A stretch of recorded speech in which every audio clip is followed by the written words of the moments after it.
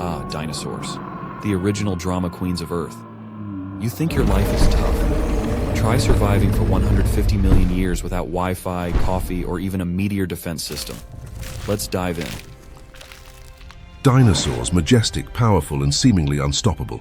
For 150 million years, they ruled Earth without contest. Then, one day, their reign ended in the blink of an eye, thanks to a cosmic surprise party no one RSVP'd to. But what if they didn't have to go extinct? What if, by a twist of fate, the dinosaurs almost survived? Imagine a world where the T-Rex and humans coexisted, or where dinosaurs still ruled. Curious? Let's embark on this journey back to the day the dinosaurs almost outsmarted extinction. Outsmarted extinction? Let's not give them too much credit. These guys thought it was a great idea to roar at meteors. But hey, I'm here to make sure we tell their story right, or at least entertainingly wrong. Before we dig into the end of the dinosaurs, let's admire the magnificent world they lived in. Picture this: the towering Brachiosaurus, gracefully plucking leaves from trees that reached higher than modern skyscrapers. These gentle giants weren't just big, they were like living construction cranes, turning jungles into their personal salad bars.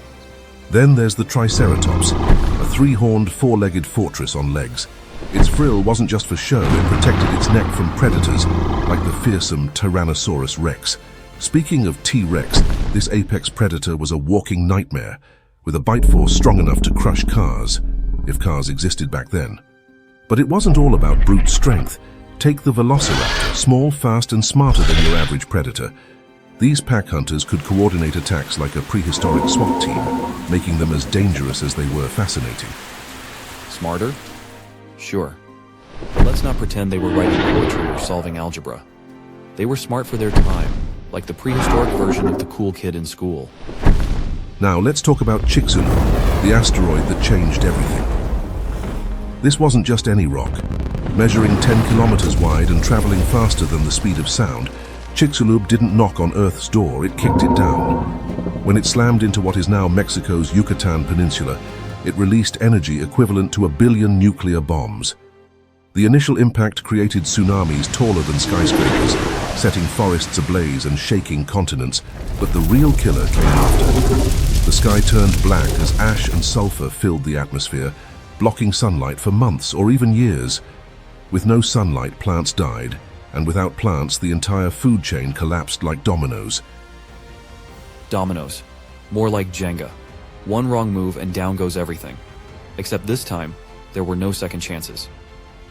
But what if Chicxulub had missed? Scientists speculate that if the asteroid had hit the middle of the ocean, or a less sulfur-rich area, the aftermath might have been less catastrophic. Without prolonged darkness, plants could have survived, herbivores could have thrived, and carnivores wouldn't have had to starve. In this alternate timeline, dinosaurs might have continued to evolve. Velociraptors could have developed even sharper intelligence, perhaps using tools or hunting strategies beyond our imagination. Herbivores like Ankylosaurus might have developed stronger armor, turning them into walking tanks. Walking tanks. Sure, but what happens when T-Rex invents a can opener? So, back to square one. It's fascinating to imagine a world where dinosaurs coexist with humans. Would we have been allies or competitors? And what kind of world would we have built together? The days and weeks following the asteroid impact were nothing short of apocalyptic. Fires raged uncontrollably, turning lush forests into barren wastelands. Rivers and lakes dried up, and even the mighty oceans became graveyards for marine life as ecosystems collapsed. Temperatures dropped drastically as sunlight was blocked for months. Herbivores unable to find food starved. Carnivores in turn had nothing to eat. Even the skies weren't safe. Ash clouds made flight nearly impossible for pterosaurs. Imagine being a pterosaur. I finally mastered flying and now I can't see where I'm going. Thanks, asteroid. But amidst the devastation, some species managed to adapt. Small mammals burrowed underground, feeding on seeds and insects. Crocodiles retreated to rivers, where they could wait out the chaos. And birds, the last surviving dinosaurs, began their long evolution into the species we know today. When the asteroid hit, it wasn't just dinosaurs that faced extinction. 75% of all life on Earth perished, but the survivors weren't the strongest or the largest. Instead, They were the ones who could adapt to a world turned upside down. Crocodiles, for instance, found sanctuary in rivers and swamps. Their ability to slow their metabolism and survive on minimal food made them one of the few large predators to make it through. Crocodiles, nature's ultimate nap champions. Sleep through the apocalypse, wake up and thrive. Not a bad strategy. Turtles also managed to endure thanks to their tough shells and aquatic habitats. They could hunker down and wait out the worst of the catastrophe. Small mammals no bigger than rats scavenged seeds and insects, hiding in burrows to escape the freezing temperatures. And then there were the birds. Descendants of the dinosaurs, they took to the skies, avoiding the chaos on the ground.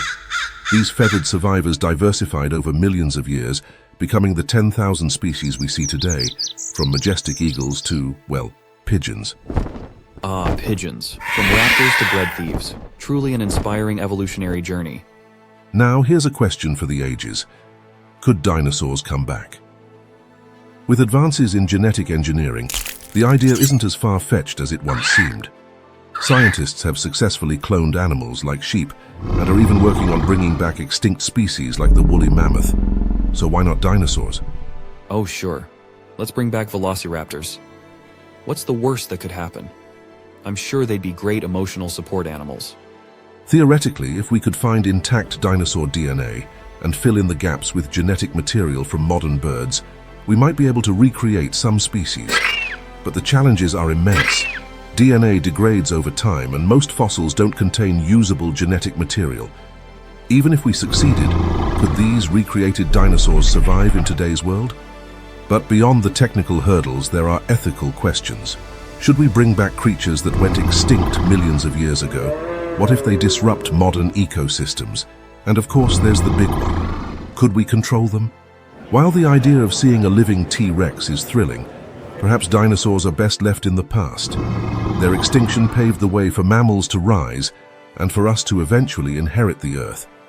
Maybe their greatest gift is the lesson they teach us, that even the mightiest creatures can fall if they can't adapt. The story of the dinosaurs is one of power, resilience, and vulnerability.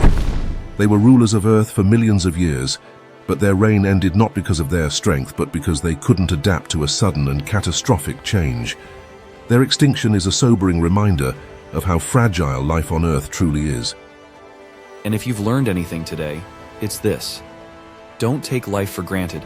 Avoid asteroid zones, and always adapt, preferably like those sneaky little mammals. Oh, and while you're at it, hit that like button before you go extinct. It's scientifically proven to improve survival rates.